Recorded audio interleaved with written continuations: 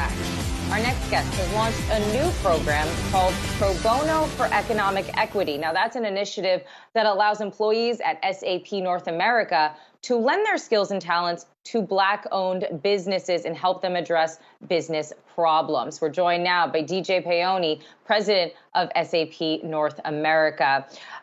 So let's just start with how this program is really going to help close some of the disparities, some of the inequities that we see between Black-owned and other disadvantaged businesses with that of their white counterparts. Sure. Thanks for having me today. When you look at the statistics, there's been a disproportionate impact of the pandemic on Black-owned businesses, and that's pretty clear. I think there's more than twice as many Black-owned businesses that have closed compared to their white-owned counterparts. And a report by McKinsey stated that 58% of Black-owned businesses were at risk of financial distress even before the pandemic. So the numbers are great.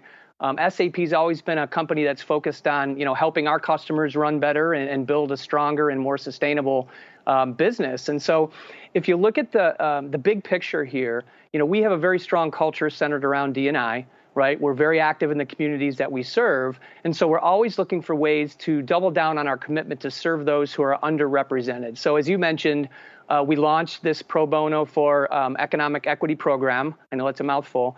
It's a volunteer program to really foster equity for Black-owned businesses and social enterprises in the U.S. DJ, I'd love to have some specific examples of how you are having your employees reach out and help these minority businesses on a pro bono basis. I know there was a story about an SAP partner in Chicago in the food industry. Tell us a little bit about what they did there. Yeah, sure. Let me tell you first how we kicked this off. We kicked it off in 4 cities, Chicago, you mentioned, Atlanta, New York, and Philadelphia. The criteria was you had to be a Black-owned business or social enterprise that was located in one of those cities, founded within the U.S., most of the operations in the U.S., and we thought it was important for the organizations not to be part of a large franchise brand. So this is for startups. This is for small businesses. So when you look at examples in Chicago, you had mentioned, we partnered with Chef Daryl Fury of Hout Brats, right? They call him Chef D. He runs a restaurant, but he also started a teaching and training for low-profit, limited liability company to prepare unemployed young adults who are leaving the justice and foster care system. So our volunteers are helping Chef D market the restaurant, which trains these young adults to, better prepare them for careers in food service, and at the same time, look to secure funding for teaching and training L3C. So it's a pretty great program in Chicago we have going. Curious to know if there's any plans to expand the program. I know it is in only certain cities right now, but what do you see the future of this program? Yeah, I mean, right now, it is in those cities. We are definitely looking to expand the program beyond these certain cities. We're looking at kind of the whole ecosystem approach when it comes to supporting these businesses. And the projects right now are planned to be standalone engagements, but very often you see these participants, they get involved in these businesses and then they remain engaged because they see the impact that they have on these organizations. So for the second half of 2021, we're going to continue this. We're going to conduct additional rounds of engagements in the U.S., as well as we're going to expand the program internationally to Brazil, to South Africa, and the United Kingdom. So this program is just at the very beginning here.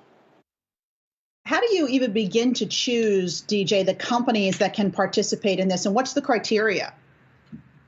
Yeah, so how we selected is, we thought it was important to reach as many people and as many businesses as possible. And so in this case, we worked with a program partner, Pixera Global, to really get this implemented.